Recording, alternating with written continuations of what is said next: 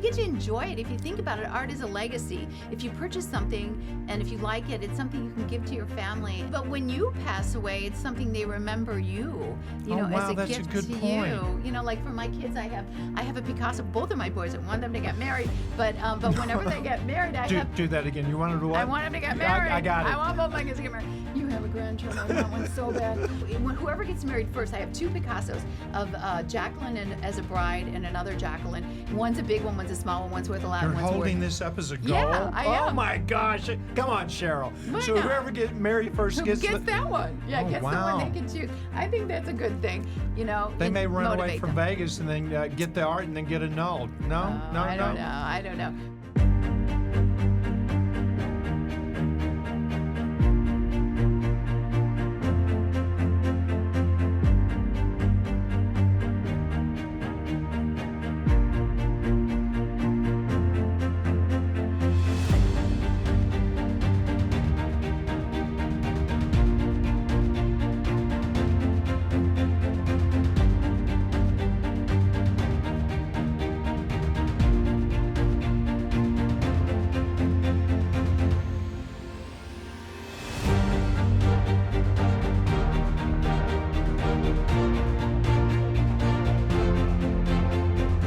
Welcome to the Living in the Zone podcast.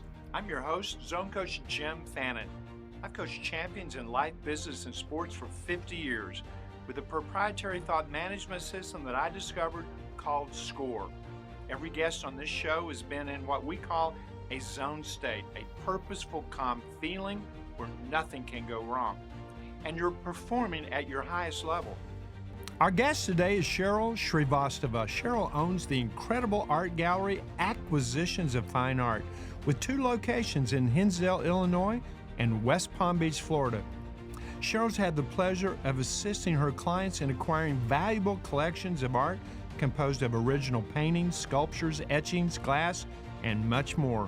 Sheryl is a trusted authority in buying and selling fine art. And we sit down with her right now on Living in the Zone. Sheryl Srivastava, welcome to Living in the Zone. Right. How art thou? I've been wanting to say that to you because art is something that really brought you and I together. We're both lovers of art. And in fact, I've got a couple of paintings that I own that are in one of your art galleries. Mm-hmm. Both of them, one in one. I do, one in Hinsdale, Illinois, and one in Palm Beach, Florida. But Cheryl, you're a successful entrepreneur in a tough business. I owned an art gallery once. I'm like, oh my gosh, what am I doing? I didn't know what I was doing. I owned one down in Mayfair Hotel in Miami. But tell me a little bit about you. Brag about you. Bring us up to speed. And did you have a degree in art? Who is Sheryl Srivastava? Yeah, I do have a degree in art, and I do love art. I do love it, and I love promoting people. But I've learned that, and I do promote some living artists, but I do like to promote a lot of masterworks, and I do appreciate. I've got some amazing people. It's a fun business. It's fun. It's not always so much, you can't always make a living. It's ups and downs, but I've done it for so many years. And now my husband is really involved in it too, and I think he likes it. Wow, that's exciting. Yeah, that's good. Yeah, it's good. You got to be around people you trust and know. So you have an art degree. So you were an artist. I was an artist. I have a master's, and I did a lot of different mediums and stuff like that. Yeah. So, but where did you go to school? I went to school at NIU, right here, Northern Illinois University. So I have an MFA in printmaking and illustration, but you appreciate the techniques, and so I get to know a lot of the techniques.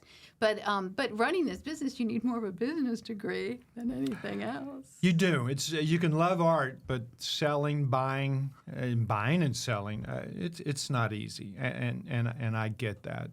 Yeah. Yeah. So tell me, to be successful, you must be self-disciplined. You must have that commitment of what you're doing, and you must have a lot of routines. What's a normal routine for Cheryl in terms of being an entrepreneur, multiple states, very high-price product, obviously, clientele, not normal. You don't have normal clientele per se, and You're selling very expensive pieces. You've sold Picassos, Romero Brito, that brought you and I together. That was one of my clients. How's your discipline? Discipline, yeah. Well, I mean, I'm an early riser, so I get up early and I usually, work out and then. But I mean, it's always being connected. You work out every day? I try to. I used to work out. I used to do my spin. I used to do my my yoga. I mean, and it just gives you a lot of energy, I think, and I like that. And I meet people that way because those are some of my best buddies when I meet in my workout place. But it's and it's just, and we love to have fun. My husband and I, we used to travel a lot, so we meet a lot of people traveling.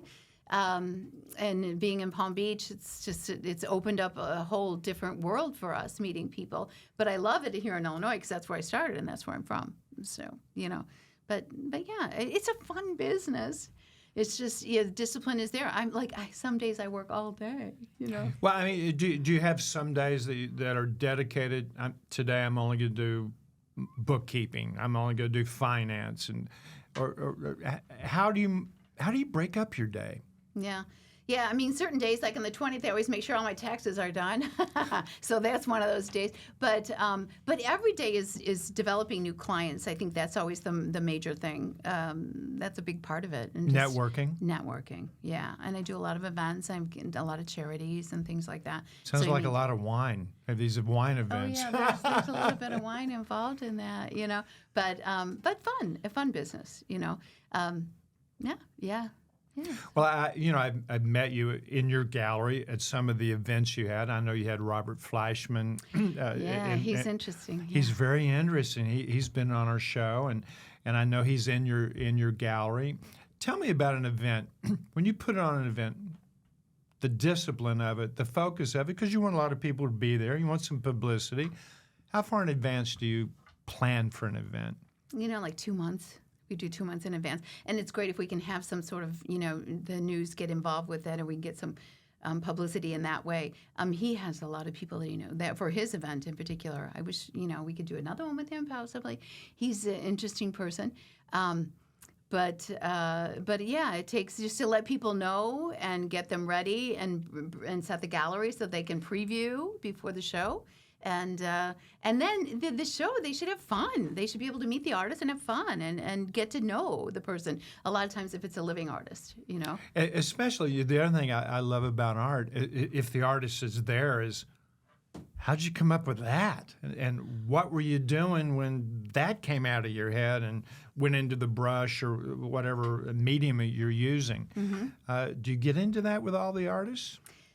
I mean, I like the clients to kind of make their own impression. I don't like to give too much of an impression. I do like to when I handpick artists, that are interesting. Like I have this new Ukrainian artist that I've carried. He's amazing. He was with the Qatari family. He was their private artist, and he had a gallery in Qatar. So I've started to showcase a lot of his work. He's just, he works with both hands. He can, it's amazing to watch him. It's amazing to watch him. So, you're saying that he works with both hands. Yeah. A lot of artists only work left-handed or right-handed. Right, yeah. So he's... like Leonardo da Vinci. Yeah, it's exactly. And when you look at his work, it's kind of like that. He's a wellness artist, but he's done, he's helping me. I'm doing What's his name? This is Andreas Chernobyl, like that. And him and his wife Nadia, they've become great friends. And I want to have a show with them here in Chicago. And I've done a dueling. I did a dueling thing with a Russian artist and an artist from Chicago. Hubert. Wait a minute, dueling as in Ukraine and Russia? No. That's a dueling artist. That is a dueling one. That would be great. But they, But they got on and they had a certain amount of time to do a painting, and we had a full house of people. It was in Palm Beach. Off the cuff. Yeah, and they did amazing, and it was so much fun. But that's what really shows you how. I've never heard of anything like that. That is I want to have phenomenal. one in Chicago. Why didn't I do that in my gallery? We didn't do anything. No, you probably did, but but it was just something. But it kind of shows you the discipline an artist has, how if they can complete something in that a certain amount of time. And then it was a charity. It went for a charity, Sure. and they bid on it. and we sold both pieces. So that was nice, and everybody had fun, and It's a win-win for everybody. Whoever Yeah. bought it won, the artist won, and you won. yeah. What yeah. an event. Yeah, that was And something. people talk about it. The dueling artist, I love that. I've never heard that concept. It's like dueling pianos, that dueling Sure. pianos that they have. So we did this dueling artist, and that was with Art Expo. So they both had done Art Expo and Art Miami. So Art Basel, so they both were there. But How many artists will you showcase at one time in your gallery? Let's take Hinsdale, Illinois. it's pretty diverse. I don't know why. I shouldn't. I've done that like in Miami. What I do. I mean in Palm Beach. What I do. I've done just mostly one artist. I kind of take it out and just do one artist, which is easy to focus on. But in Hinsdale, because I know my clients, I like to give them a little bit of variety.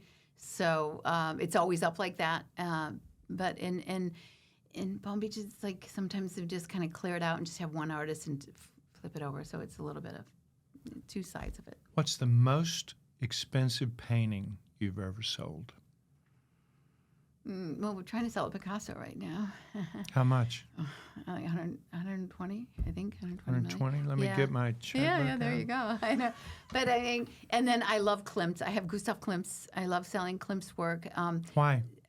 I love him. What do you like about him? I did the detail. I think that he's just he's a very talented. He was always a talented artist. So many people were, they looked up to him and they were inspired by him.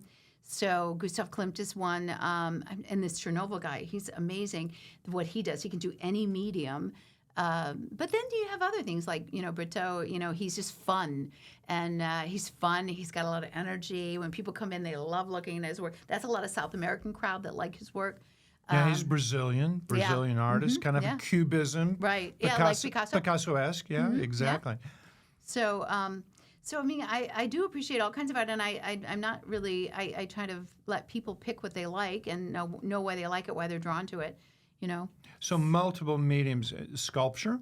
Oh, yeah. Right now, yeah. Yeah, I love sculpture and glass. I love glass. We've done Chihuly. Tell me about Chihuly. Well, I mean, I've never met him. Well, tell but all of us about Chihuly. Chihuly, yeah. Well, I love glass. And it's beautiful to see. And I've had a couple different... Now, is this blown glass? Yeah, he does blown glass. And then I've molten glass where they do the sculptures. I have another artist that did that. I have 3 different artists who do glass, and they do very well in Florida. That medium, it's great because, we get a lot of sunlight and the light comes in, it reflects, and it's Oh, the glass has got to be brilliant. Yeah. It's almost like in a church where the windows. Right, the stained glass windows or something like that. Yeah, exactly. Oh, that's fascinating. Yeah, I'm always intrigued by who you're going to select. Is there a selection process that you go through? Do you have a big database? Do you already have a following? Or is it, I like that person?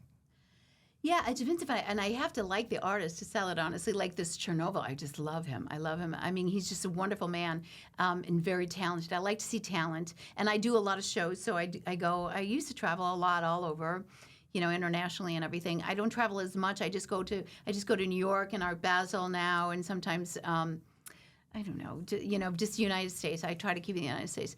But internationally, you see what you like, and clients sometimes tell me what they're looking for because, I like to buy what they like. It's interesting. I bought some pieces of art, and when I got it home, I'm like, I didn't even think about where I would put it.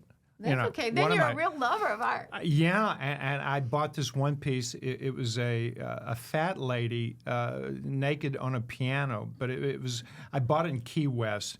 Very expensive. It's like $6,000. Yeah. And I bought it. My daughter's with me. She goes, "Dad, you're nuts." And I go, "I know. I'm buying it." She goes, "Where are you?" I'm putting it in the living room. and then obviously, yeah, I think it's in a bathroom behind a door. But when you buy a piece of art, shouldn't you have it where you're going to hang it? I don't know. How do people ever come to you and say, "Come to my house? Yeah. Can you find a piece on this wall for me?"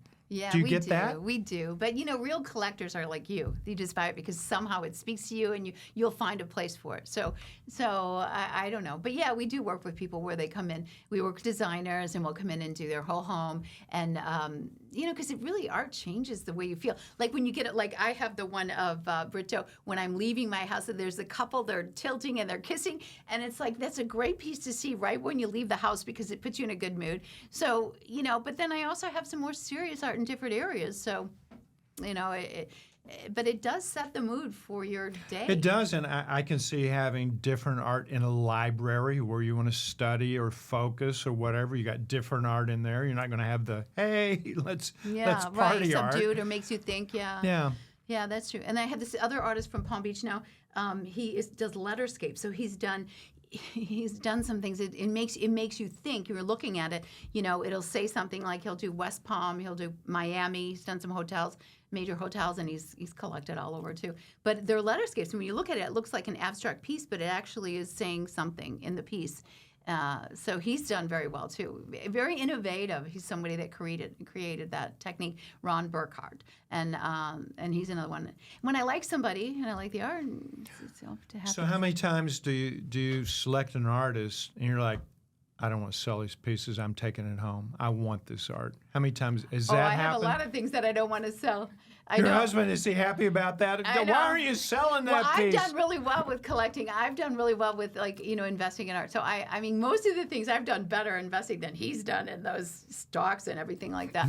But I like that. I know, well done. I know, yeah. Go art. Well, yeah. And you get to enjoy it. If you think about it, art is a legacy. If you purchase something and if you like it, it's something you can give to your family. And when the artist dies, the price goes up. Well, yeah, but when you pass away, it's something they remember you. Wow, as a that's gift a good to point. you. Like for my kids, I have a Picasso. Both of my boys, I want them to get married, but whenever they get married, do that again. You wanted to what? I want them to get married. I got it. I want both my kids to get married. You have a grandchild. I want one so bad. But anyway, so whoever gets married first, I have two Picassos of Jacqueline as a bride and another Jacqueline. One's a big one, one's a small one, one's worth a lot. You're holding this up as a goal? Yeah, I am. Oh my gosh. Come on, Cheryl. So whoever gets married first gets that one. Yeah, gets the one they can choose. I think that's a good thing. They may run away from Vegas and then get the art and then get annulled. No. I don't know. But yeah, I mean, Picasso was very, passionate about all of his, relationships and that. And so, there was one that he did and it's a nice piece, so it's, and Klimt too. I mean, I don't know. Are your children interested in art besides the Picasso I wish they'd take over piece? the business. I wish they would. That's what you would take. I know. Please take this over. Well, I'd like somebody to be passionate about. But I have some really good people that help me, so they're really good about it and that are passionate about it. And so, like you have in your favorite artist.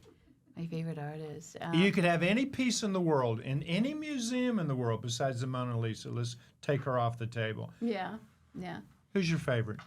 Favorite artist? Favorite painting? And it's not a super happy painting. I mean, I love Klimt's. I love Gustav Klimt, and I went to Austria, Vienna. I went to see a lot of his originals. Tell me a little bit about him. I love the 3 stages. I love the Klimt's 3 stages, and the original that I've actually never seen. It's in a private collection, and it's the 3 stages of a woman's life. It's like you're young, then you're having a baby, and then you're getting older, and I think it tells so much. I mean, because I'm a woman and I can relate to that, but it's a very touching piece. That one, and then there's another one.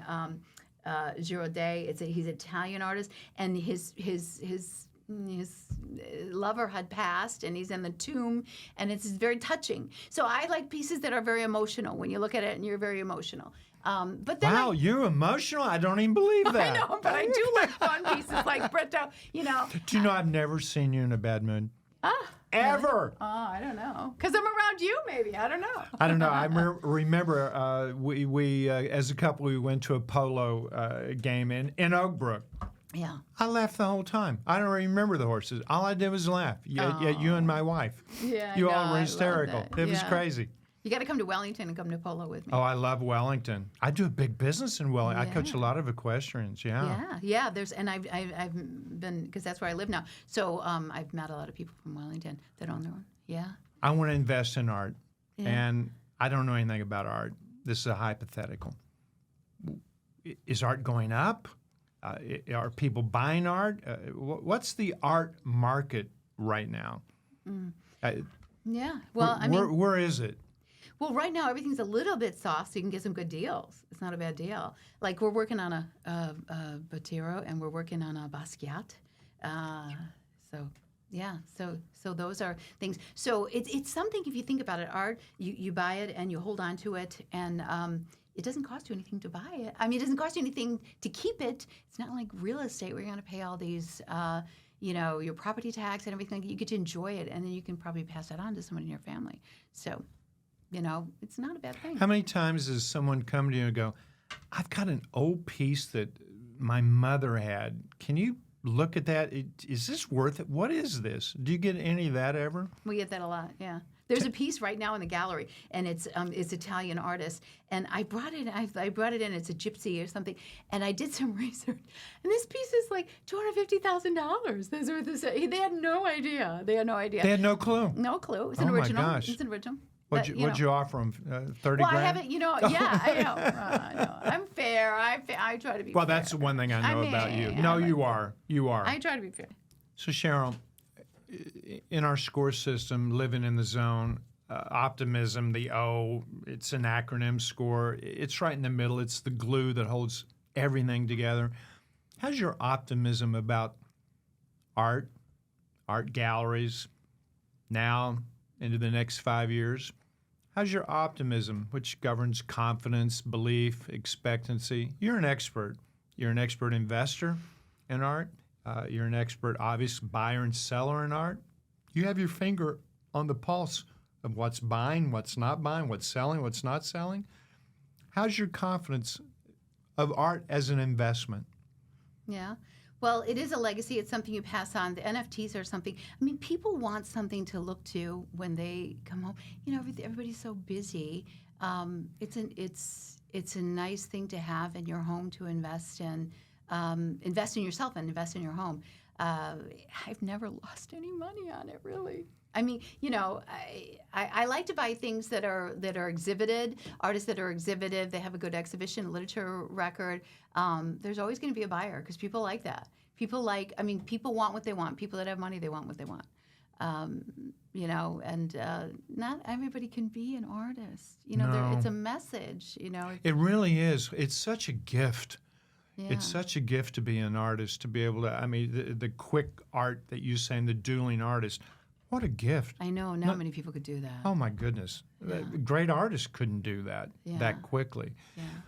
So art is still the thing to do as part of someone's financial portfolio? Oh, yeah. There's so many hedge funds that are doing it. Now we're working on this thing. Tell me about that. We're doing that. We're doing this. We're splitting it up so young collectors can purchase a piece. They can buy into an important piece, and they have a little percentage of the piece. So that's something that we're starting to offer to people. An art fund? Yeah, like an art fund.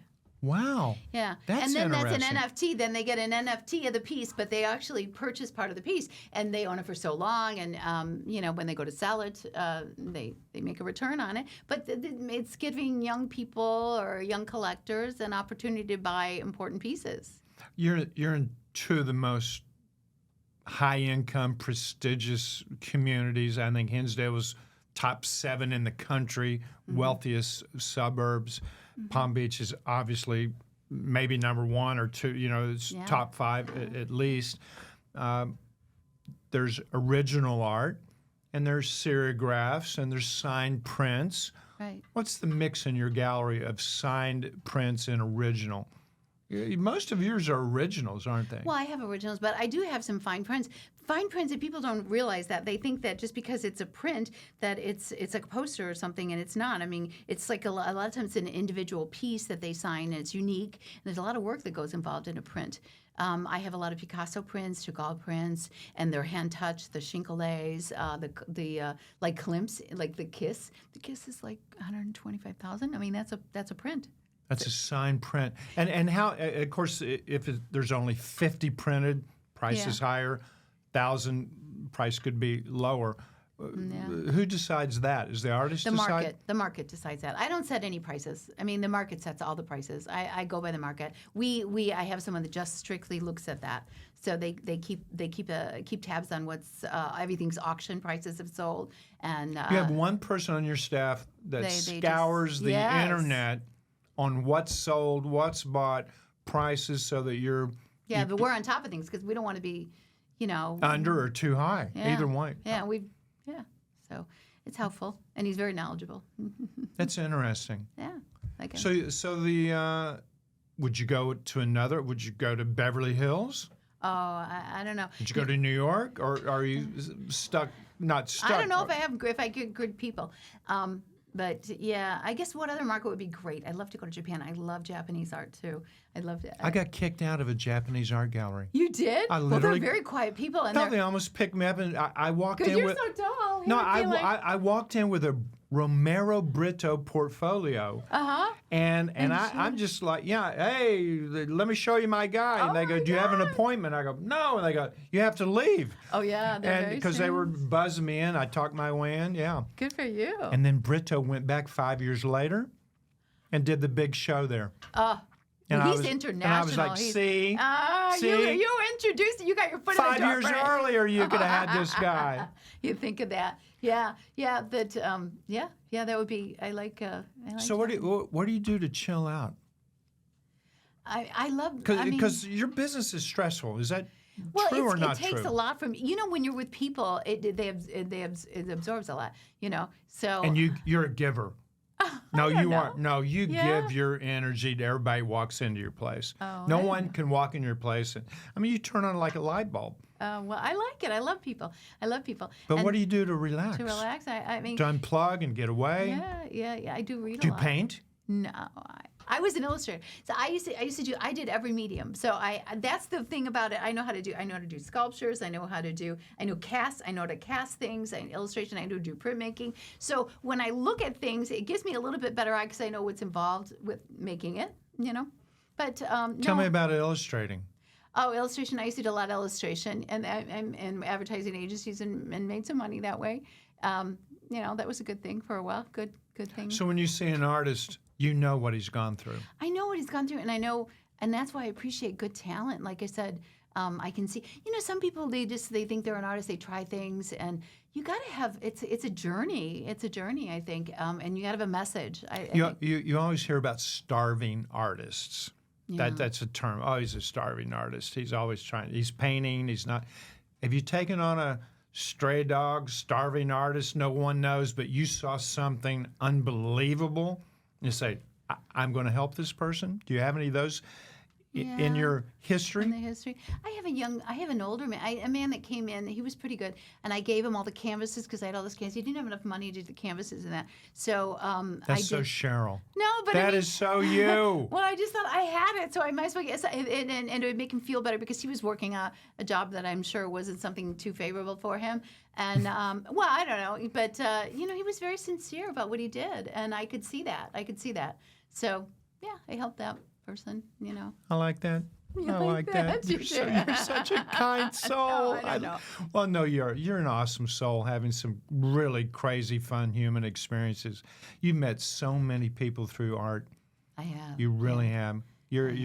So many wealthy people, notable people, successful people come in and out of your galleries every single day.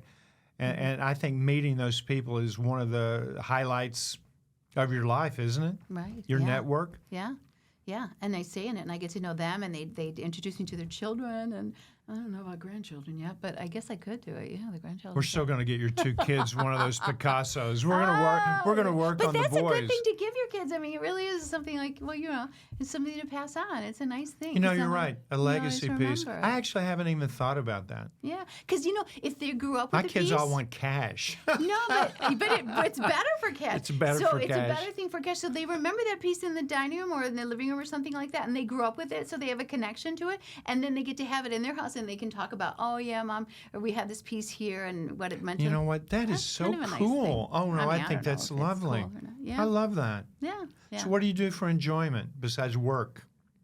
Yeah, I used to work out a lot. I work out a lot to de-stress, and I used to travel a lot, but not so much anymore. I like being just in the United States. I like being right here. I like being in Hinsdale in Florida, and that's good enough. Well, those are two amazing places, really, with just a Yeah. lot of high achieving and Good people. good people. You know, Hinsdale's really good people. And Florida, too. They're all, from different places, but I've met some great people, too. So what's next for you? What's next for me? I don't know. I'd like to pass it on to somebody else. I have some young people. I'd like to just, relax a little and pass it on. Yeah, that would be good. Oh, I don't know, but like you never retire. I don't even know what that means. You know what? I think as long as you love what you do and do what you love, I don't even get retirement. Yeah, I know. And they say it makes you live longer. It's just yeah. On my tombstone, my wife has to put one word. It's in my will. Oh, yeah? Next. Next life. Next life, Yeah, right. I'll probably still be coaching. Next life with nice art. Oh, yeah. Well, you inspired a lot of people. I remember it was like one of the first lectures I went to go see you. I can't remember. It was like in the suburbs somewhere. It was full house, and I didn't know what to expect, and everybody was happy. I mean, it was a really nice experience. I brought a friend of mine who was going through some things, and it was a good thing for us. It was a good thing for both of us. Yeah. So what stood out about that? You just made people feel very comfortable and positive, so very positive and comfortable, and then they open up, and everyone left happy. I mean, I don't know. I mean, everyone that left the conference, and afterwards, they were all in a good mood. They're very happy. We're all talking. It was a nice feeling. It was a very nice feeling. Well, it's something I love to do. And I got that from my mom. Yeah. So tell me about your parents. Did they give you art appreciation growing up? Yeah, they did a little. My dad liked it, and they collected a little, and so.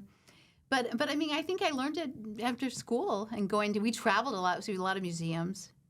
So every city you go to, you're going to see. My kids have been to every museum, almost not all over the world, but in a lot of places. You drug them all over. We're going to a museum. We went to Versailles one time, and they were like little. And my friend, she's like, "Oh, I can't believe you're making them listening to the headphones, and they're like so small." And I'm, yeah, but there's so much history when you're going through the Hall of Mirrors or something. You want them to learn it.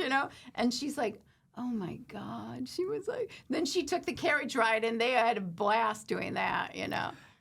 I had no clue about art, and I started coaching the Italian Davis Cup team, and so I had a condo about 2 or 3 blocks from the Ponte Vecchio in Florence. Oh, yeah. I'm a hillbilly from Kentucky. I know nothing. And I started walking around and seeing the art and the sculptures and the paintings and the churches. Yeah, the churches. And I just fell in love. I was like, who can create that? Yeah. It's so fascinating, the imagination. Do you think the imagination of America, in an artist perspective, are there more artists coming up, or is that not so much? Because a lot of schools get rid of art, get rid of music. Yeah. Are you finding that? Are you finding young artists, or are they older artists? I don't know. There's young artists. It's different approach. They do a lot of this. They'll do presentation art, or they'll do, it's a little different than or digital art or something like that. They use different techniques. AI art? Yeah, I don't know about the AI art. I don't know about that. I don't know. I'm sure that would be great too. But performance art is another thing that's big. But I do like, in Italy, like I like formally trained artists that have gone through all the techniques, and they pull out some great artists. You're an artist. You really are. I just appreciate all the work that's involved when people do that, and I don't think people see that, all the what you go through to get at certain points. So. Like I sell Salvador Dali, and I think Dali's an amazing artist too. Just for his technique-wise, he's great, but also his thought process, which I don't always get. But he makes you think, and so when you're looking at it, you're always thinking of things. I was watching the movie The Accountant. Oh, and okay. in that movie, they had a Jackson Pollock on the ceiling. And if no one's seen a Pollock, it's like, what is this? And then, of course, I've seen the movie of that.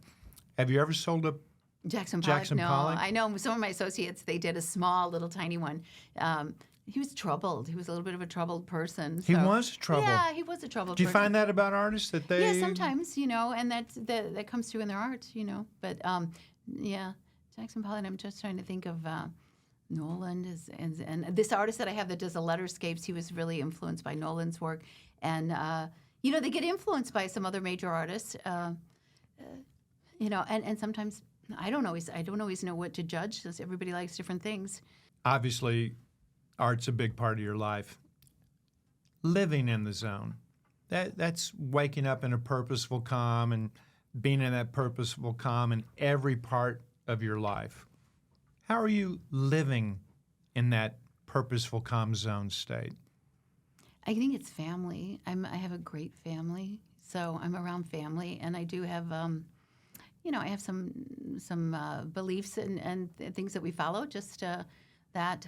So living in that zone, living in the zone would be that, and then. Yeah. Do you get into the zone, you believe, every day in your gallery where you're just so present, so aware? Are you locked in almost every day? You enjoy it. I enjoy being around young people or just people that are enthusiastic, so that puts me in the zone. That helps a lot. That helps a lot when you're around positive people and they put you in the zone. Well, give a smile, get a smile. Every time I see you, I have to smile. I don't think I've ever seen you not laugh or smile. I don't know. Yes, it's always constant. Yeah. So what's challenge for you? Any challenge today? Life's tough. Yeah. Any challenges that take you off the mark?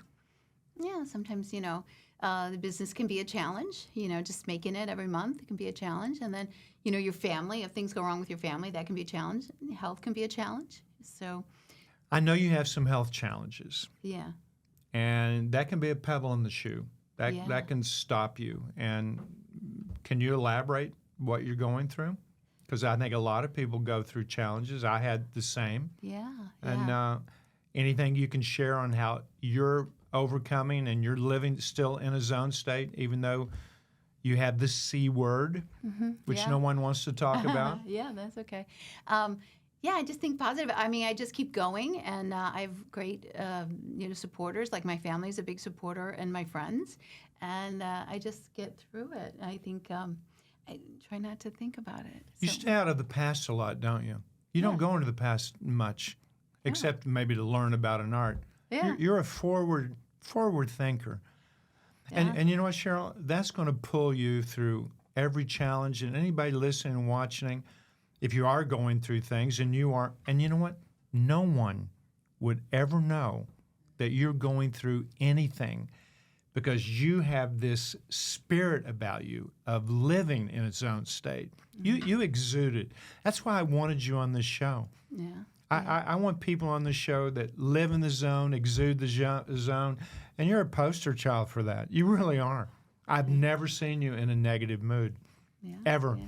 And I just support you so much. I believe in you. I believe in your galleries. I support your galleries, and I will continue to do that. Anything you would like to add? And what would you tell your younger self? My younger self. Would you tell her do something different, go down a different path? No, I don't think so. I love it. I think it's given me a great life, and I met great people. You would say, "Stay the course, girl. You're on the right path." I don't know. It's a fun thing. Yeah. Well, you've been a delight. I want you to come back. I know we're showcasing a few of the pieces that you have. Okay. Give us your address in Hinsdale, Illinois. It's the Acquisitions of Fine Art. Right. Yeah. Acquisitions of Fine Art. And it's 10 East Hinsdale. I'm right across from the train station, right there in downtown Hinsdale. So it's like really convenient, and all my friends. I grew up in that area, so it's like I know that area so well. So if you want a big smile and an education on art, can come to pop Hinsdale. in. And then I'm at 55 Okeechobee in Palm Beach, or it's West Palm Beach. It's right across before the bridge.